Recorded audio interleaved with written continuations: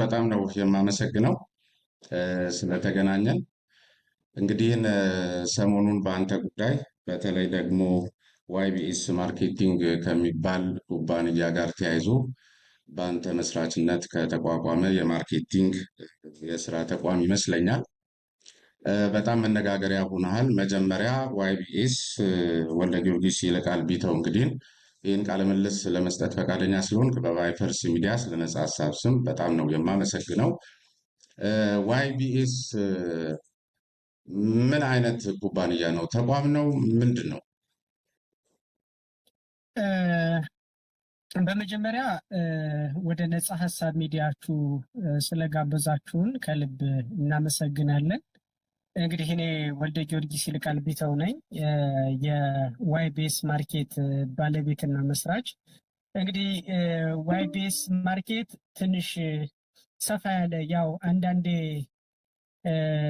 ተግባርና ወሬ የተለያየ ብዙ ጊዜ አንድ አይሆኑም እና በተለይ ደግሞ ሰሞኑን ካለው ከተፈጠረው ወይም ካጋጠመው ችግር ጋር በተያያዘ ብዙ ነገሮች ወይም ብዙ ጥላሸት የመቀባት ስራዎች እየተሰሩ ያለ ስለሆነ ያው ሰሞኑን በቅርቡ ኦልሬዲ እኛ እየሄድንበት ወይም እያስተካከልንበት ከነበረ መንገድና ጥላሸት መቀባቱ ላይ በኋላ እንመለሳለን። ለምንስ ተብሎ ሰዎች ጥላሸት ይቀባሉ? ስራ እስከሆነ ድረስ መጀመሪያ ስራ ነው ወይ? ስራነቱ እስካልተረጋገጠ ድረስ ጥላሸት ቢቀቡ ሊገርም ስለማይገባ ኩባንያ ነው ወይ? ለምሳሌ አንድን ኩባንያ ሊያደርገው የሚችል እንግዲህ በተለይ ከደንበኞች ጋር ስትገናኝ ከዚህ ከንግድ ሰነዶችና ውክልናን በተመለከተ እንግዲህ በሰነዶች ማረጋገጫ ኤጀንሲ በኩል የግድ መዋልን ይጠይቃል እና ከዚያ ባሻገር የሆነ ግንኙነት ነው ወይ ያላችሁ? አንተን እንደ ኩባንያው መስራች ተጠያቂነት ውስጥ ሊከት የሚችሉ አሰራሮች ስለሌሉ ነው ወይስ ምንድን ነው ይሄ ሁሉ ጫጫታ? መጀመሪያ ዋይቢኤስ ኩባንያ ነው? የሀገሪቱ የንግድ ስርዓት በአጠቃላይ ሳይንሱም የሚፈቅዳቸው ወይም ደግሞ መሰረታዊ የሆኑ የንግድ መርሆዎች አሉ። ከዚያ ባሻገር ስለሆነ ነው? ምን ስለሆነ ነው? ምንድን ነው ዋይቢኤስ? እንግዲህ ዋይቢኤስ መሰረቱ በቃ የግል ንግድ ድርጅት ነው። በግል ንግድ ድርጅት ወይም በአንድ የራሴ ብቻ ድርጅት ነው። ኦልሬዲ ይሄ ሼር ካምፓኒ ወይም ፒኤልሲ አይደለም።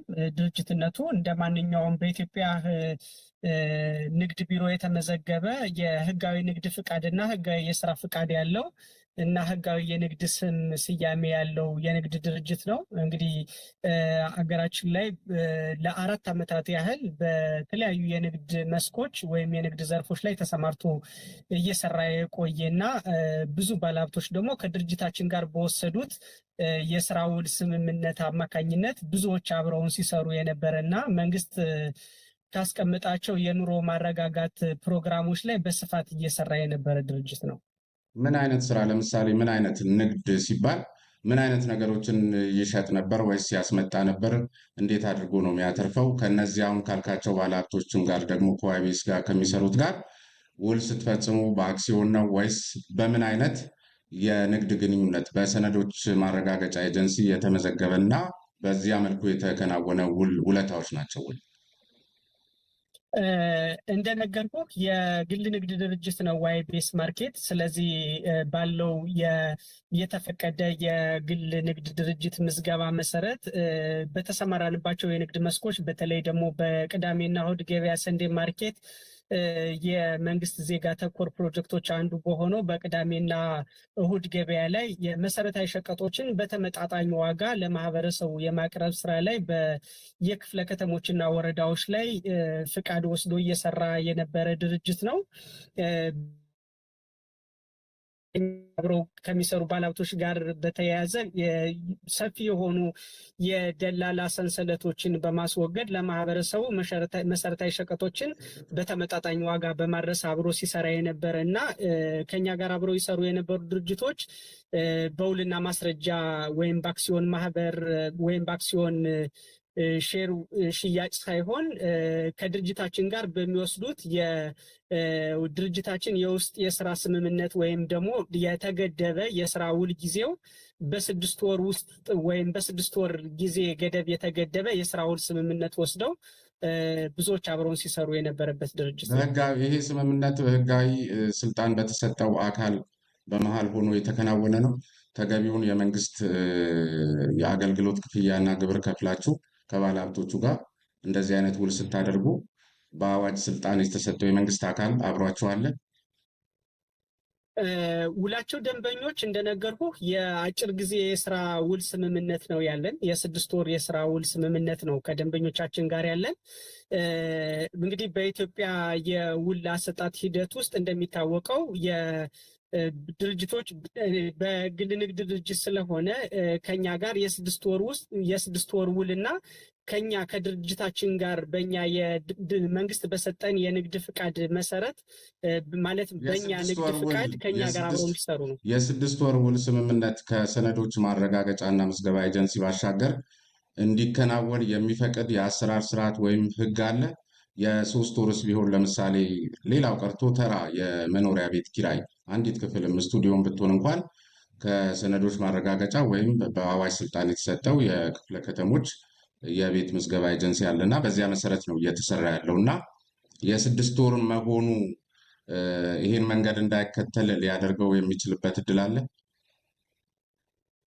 ያው እንግዲህ ሰንደይ ማርኬት መንግስት ለዚህ ለኑሮ ማረጋጋት የሰጠው ፕሮጀክት ስለሆነ በተለያየ ጊዜ የሚከለስና ዋጋውንም የሸቀጦች ዋጋ ተመን ላይ መንግስት በራሱ ቀጥታ ኢንቮልቭ የሚያደርግበት ወይም የሚሳተፍበት ወይም የዋጋ ተመኑን የሚቆጣጠረው ስለሆነ እንግዲህ የደንበኞችን ፍላጎትና ከኛ ጋር አብሮ የመስራት ፍላጎታቸውን በራሳቸው የሚወስኑበት ስለሆነ የአጭር ጊዜ የስራ ውል መውሰድ ስለነበረብን ድርጅታችን ባለው ንግድ ፍቃድ መሰረት ከድርጅታችን ጋር በግድ ነው የስራ ውል ስምምነት የሚወስዱት። እሺ፣ ስለዚህ አንዱ ከአሰራር ውጪ ተብሎ አሁን ከሚቀርብበት ቅሬታዎች መካከል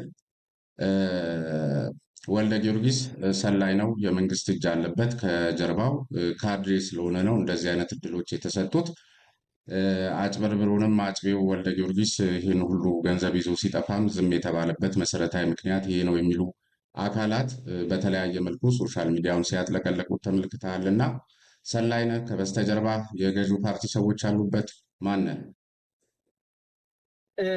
በጣም የሚያሳዝነው እኔ ላይ የሚከፈቱ ዘመቻዎች ከሁለት ሳይድ ናቸው። በዛው ልክ ሰላይ ነው ወይም የመንግስት ሰዎች ከጀርባቸው አሉበት ከሚሉት ባሻገር ደግሞ በተቃራኒ ሳይድ ደግሞ እነዚህ አካላት ሌላ ገጽ ወይም ሌላ ፊት ይዘው ከመንግስት ጋር የፋኖ ደጋፊ ነው ወይም ደግሞ ይሄ አማጽያን ጸረ ሰላም ኃይሎችን ይደግፋል እየተባለ ደግሞ በዛው ልክ የሚነሳ በጣም ትላልቅ የመንግስት ኃላፊዎች ጋር ድረስ የሚደርስ ዘመቻ አለ። እንደምታውቀው ሰሞኑን ለሀገር ይጠቅማል ብለን ወይም ይህን ድርጅት እስከዛሬ በዚህ የግል ኃላፊነት ወስደን ዋጋ እየከፈልን ያደረስነውን ድርጅትና ያሳካነውን የሶፍትዌር ፕሮግራም እንኳን ለማቅረብ የሚመለከታቸው የመንግስት አካላት ጋር ቀጥታ ኮንታክት በሌለን ሁኔታ ነበር። እንግዲህ እንደምታውቀው የመንግስት እጅ ነው ወይም ደግሞ የመንግስት ባለስልጣናት ከጀርባው አሉ እየተባለ ሴም ታይም ስለኛ የስም ማጥፋት ዘመቻ ይሰራል። እኛ ደግሞ በተመሳሳይ ሰዓት የሚመለከታቸውን ለሀገር ይጠቅማል ብለን ያለማናቸውን ብዙ በጣም የንግድ ስርዓቱ ላይ በጣም ብዙ ለውጥ ወይም የመንግስት የዲጂታል ትራንስፎርሜሽን እቅድ ላይ ብዙ ለውጥ እንዲያመጡ አቅደን ለረጅም ዓመታት የሰራናቸው የቴክኖሎጂ ሲስተሞችን ለመንግስት ለማስረከብ ደግሞ በተመሳሳይ ያንን ፕሮጀክት ለመንግስት እንዳንሰጥ የአሸባሪዎችን ይደግፋል ወይም ደግሞ የሆኑ አካላትን ካፒታል ያንቀሳቀሳል የሚባል ሌላ ተመሳሳይ ዘመቻ ደግሞ ውንጀላና ጥያቄ ነው። ግን አንዳንድ ጊዜ እንደዚህ ቢሉ ሊገርም ይገባሉ። ምክንያቱም ለምሳሌ በየትም ሀገር ለምሳሌ አሁን ከሚነሱ እንትኖች በዓለም ደረጃ እንግዲህ ይሄ ማነው ጣሊያናዊ ስደተኛ የቻርለስ ፖንዚ ጉዳይ አንስተው እንግዲህ ፖንዚ የፖስታ ምላሽ ኩፖኖችን በመሸጥ በ45 ቀን ውስጥ 50%፣ በአንድ ወር ውስጥ በ90 ቀናት እስከ 100% የሚል ፕሮጀክት ቀርጾ ግን ደግሞ ሲሰራ የነበረውና መጨረሻ ውጤቱ ሲሰላ መጀመሪያ ጉዳዩን ያዋጣናል ብለው ለገቡ ኃይሎች መጀመሪያ ከአስቀማጮቹ ላይ እየሰጠ እንደ ትርፍ ከዚያ በኋላ ደግሞ የሌሎችን በሌላ መንገድ ሲያንቀሳቅስ ምንም ቫሊዩና እሴት በሌለበት ሁኔታ ውጤቱ ሲታይ በስንት ቀን ውስጥ ነው ከ30 ሺህ በላይ የሆኑ ሰዎች ወደ 20 ሚሊዮን ዶላር ያኔ እንግዲህ ከዛሬ 100 ዓመት በፊት ያጭበረበረበት ሁኔታን መሰረት አድርገው የዛሬ ከ100 ዓመት በፊት የተጭበረበሩ አካላትን ላቅ ባለ መንገድ ወይም ደግሞ የአራጣን ስራ ወይም የጠንቋዮችን ስራ በዲጂታል ሙድ አምጥቶ እየተጫወተብን ነው፣ ይዞ ጠፍቷል በሚል ነው ስምህ እየተነሳ ያለውና በእርግጥ እንደሚባለው ለዚህ አሁን ላልከው ለገበያ ማረጋጋት ስራ ነው 10 ሚሊዮን ብር አዋጥቼ ይዞብኝ ጠፋ፣ 2 ሚሊዮን ብር አዋጥቼ ይዞብኝ ጠፋ፣ 40 ሚሊዮንም አዋጣው የሚልም እየተሰማ ነው። ልክ ነው። በዚህ ልክ ነው ሰዎች ያንተን አዋጭ ገበያ ተከትለው በዚህ ደረጃ ወደ አንተ ገንዘብ አስገብተዋል። እንደነገርኩ እንግዲህ ከትንሽ ብር ከ100,000 ጀምሮ እስከ 40 ሚሊዮን ብር ድረስ ገቢ ያደረጉ ባለሀብቶች አሉ ከኛ ጋር። ይህንን ፕሮጀክት ግን እንደምታውቀው ወይም ደግሞ ሚዲያ ላይ ብዙዎች እንግዲህ ሲተላለፍ ወይም ሚዲያ ላይ ሽፋን እያገኘ ስለነበረ ይህን ፕሮጀክት በደንብ ያቋቋሙ ነው። አንደኛ መንግስት ካቋቋመበት እቅድ ወይም አላማ ጋር ተያይዞ እና እኛ ስንሳተፍበት የነበረው የቅዳሜና እሁድ ገበያ ስንዴ ማርኬት ላይ ስለነበረ ይህንን ማርኬት ሙሉ ለሙሉ ወደ ዲጂታል ስርዓት ሙሉ ለሙሉ ከካሽ ክፍያ ስርዓቱን ወደ ዲጂታል ወይም ወደ ቴሌብር እና ወደ ሲቢ ብር እንዲሆን የግብይት ስርዓቱና ለ80 ሺህ አካባቢ ወጣቶች የስራ እድል እንዲፈጥር አድርገን ሙሉ ለሙሉ ዲጂታል አድርገን ወደ ስራ ለማስገባት ሙሉ ሶፍትዌሩ ከሚመለከተው አካል ሙሉ የሚመለከተውን የግምገማ ሂደት አልፎ ሙሉ ለሙሉ ወደ ተግባር ለመግባት በሂደት ላይ ባለበት ሰዓት የ2 ሳምንታት እድሜ ሲቀሩት ነበረ ይሄ ነገር ሀፕን ያደረገው። ይሄ ነገር የተፈጠረው ደንበኞች በራሳቸው በፈጠሩት ግርግር የተዘጋው። ከዚያ ደግሞ 2 ሚሊዮን ብር አዋጥቼ በወር ውስጥ 195,000 ብር በመጀመሪያው ዙር ትርፍ ደርሶኛል የሚሉ አካላትም ተሰምተው ነበርና ይሄ ዲጂታል ማርኬቲንጉ ካልተጀመረ አስቀድሞ ከሆነ ሀፕን ያደረገባችሁ እኚህ አካል በዚህ ባልከው በጥቃቅን ወይም ደግሞ በገበያ ማረጋጋት ስራው ያገኙት ትርፍ ነው ወይስ በምን ሳይንስ በምን አስማት በአንድ ወር ውስጥ 2 ሚሊዮን ብር 195,000 ብር ሊወልድ የሚችልበት እድል ይኖራል? አዎ በዚህ እንደነገርኩህ የንግድ ስራ የኛ የንግድ ስራችን የመሰረታዊ ሸቀጦች ስራ ላይ ስለሆነ ይሄ የዕለት ከዕለት የአስቤዛ ፍጆታ ግብአቶች ናቸው። በየዕለቱ በየሰዓቱ ኦልሬዲ ትራንዛክሽን ላይ ያሉ የንግድ ስርዓቶች ናቸው። እኛ ያለንባቸው መሰረታዊ ሸቀጦች ላይ ስለሆነ ይህንን ሲስተም ደግሞ ሙሉ ለሙሉ ወደ ዲጂታል እንዲዞር አድርገን እየሰራ ነው። ስለሆነ የሚመለከተው ወይም ኦዲት የሚያደርገው አካል አሁን ከሰራ ነው የሶፍትዌር የዚህን የንግድ ስርዓት ሙሉ ለሙሉ ወደ ዲጂታል እና በወረዳ በክፍለ ከተማና በከተማ አስተዳደር ደረጃ መገምገም የሚችል ወደ እሱ ሳትገቡ ሰዎች አተረፍን ያሉም አሉ። ቅድም እንዳልኩ እንደ ቻርለስ ፖንዚ መጀመሪያ ላዋጡት አካላት ይህን በማቃመስ በተለይ ደግሞ ሊታወቁ ለሚችሉ ሰዎች እምነት በተለያየ መልኩ ማህበረሰብ ውስጥ ላሳደሩ ሰዎች እንደዚህ አይነት የትርፍ ድርሻ ሲሰጥ ሰዎች እነሱን ተከትለው እንደዚህ በገፍ የሚሄዱበት እድል ሰፊ ስለሆነ ምናልባት በምን መልኩ እንግዲህ ዲጂታሉን ሳትጀምሩት 195,000 ብር ትርፍ ክፍያ ደረሰኝ የሚለው አካል በምን ሳይንስ ሰርታችሁ ነው እንደዚህ ሊደርሰው የቻለው? ያው በማኑዋሉ እየተሰራ ስለነበረ ነው። ትክክለኛው ያለውን እኛ የሰራ ነው ምንድነው ያደረግነው የሰፊ የነበረውን 3 እና 4 እርከን የነበረውን የደላላ የነበረውን ኔትወርክ በማስወጣት ቀጥታ ከአምራቹ እና ከአከፋፋዩ ቀጥታ ለማህበረሰቡ የማድረስ ስራ ላይ ስለነበረ የምንሰራው በጣም የተጋነነ ትርፍ የነበረው ነው። አሁን ያንን የትርፍ ስርዓት ነው ሙሉ ለሙሉ ወደ ዲጂታል ለመቀየር በሶፍትዌር ሰርተን ያቀረብ ነው። ምናልባት እንግዲህ ከድለላ ውጭ ለማድረግ አዲስ አይነት ሲስተም ዲጂታል ማርኬት ነው የጀመራችሁት እና አንዳንድ የአንተን ባክግራውንድ ስመለከት የመጀመሪያው እንግዲህ ከ7 ብር 800,000 ብር ያገኘበት ስራ ድልልና ነው።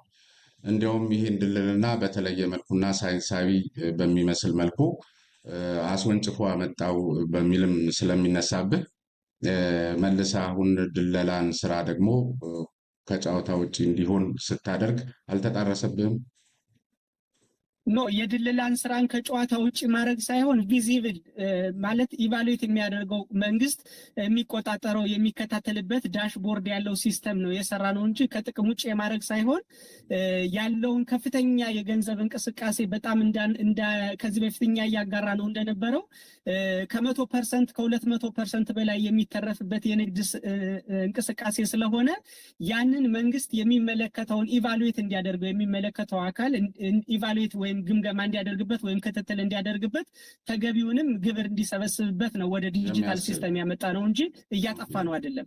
እሺ፣ ሌላ ደግሞ አንዳንድ ጊዜ እንደዚህ አይነት የማታለል ስራዎች የሚሰሩት ሲሉ ሰዎች አታሉናል እያሉ ነው የሚነግሩና ሌሎች ደግሞ የማታለል ሰነዶችንና ጥበቦችን የተመለከቱ የጥናት ወረቀቶችን እንዲሁ የዳበሰ ያህል ስመለከት በተለይ እንደዚህ አይነት ማህበረሰብን ለማታለል ጠቃሚ ከሆኑት መሰረታዊ ሂደቶች አንዱ አንተ አሁን በተለይ የዚህ የፍቅር ታሪክና የቤተሰብ አመሰራረትህ የሆነ ቸርነትን የሚያሳይ በጎነትን የሚያጎላና ለሰው ልጅ በጣም ስሱ መሆንን የሚያስረዳ ከድህነት ተነስተህ እዚህ ደረጃ መድረስህ ሰዎች ልክ እንዳንተው ካንተ ተነስተው የሆነ የመበልጸግ ፍላጎታቸውን ከፍ የሚያደርግ ቴንሽን የሚፈጥር አንዱ ሰዎችን ለማወናበድ የተከተለው ስልት እንጂ ይህን ህይወቱ ቢፈተሽ ባዶ ነው ያልነበረ የፍቅር ታሪክን ድርሰት ነው የሰራብን ሲሉም ነው የሚከራከሩት። እንግዲህ ይሄ አንደኛ የመጀመሪያው ነገር ብዙ ደንበኞቻችን የተደናገጡበት እና እንደዚህ አጭበርብሮ ጠፋ ከሚለው ጋር ተያይዞ አንዳንዴ ለእንደዚህ አይነት የስርቆት ወይም የማጭበርበር ዓላማ ይዞ የሚመጣ ሰው ሙሉ ይሄ ህይወቱን በይፋ በተለይ ደግሞ ከቤተሰብ ጋር ተያይዞ እና ከግል ህይወት ጋር ተያይዞ ብዙ ግልጽ የማያደርጋቸው ኢሜጅ ላይ ወይም የተለያዩ የግል ታሪኮቹ እና ታሪኮቹ የኋላ ታሪኮቹ ላይ ግልጽ የማያደርጋቸው ታሪኮች ይኖሩታል። ብዙ ጊዜ አጭበርብሮ መጥፋት የሚፈልግ ሰው ከዛ ባለፈ ይሄ ደግሞ እንደምታየው የኛ ግልጽ ነው። ግን አንዳንድ ደግሞ ይሄ በተለይ ደግሞ በብዛት እየተናፈሰ ያለው የእርዳታ ድርጅት ወይም ደግሞ ይሄን ያህል ይረዳል፣ ይሄን ያህል ብር እንትን ያደርጋል የሚለው በአጭበርባሪዎች የተከፈተ ዘመቻ እንጂ እኛ ምንም አይነት የእርዳታ ድርጅት ወይም አንደኛው ሰርተፊኬት የተመለከትኩት አንድ ማህበራዊ ሚዲያ ላይ የእርዳታ ድርጅትና ምንድን ነው የብድር ንግድ የሚል ኤአይ የተሰራ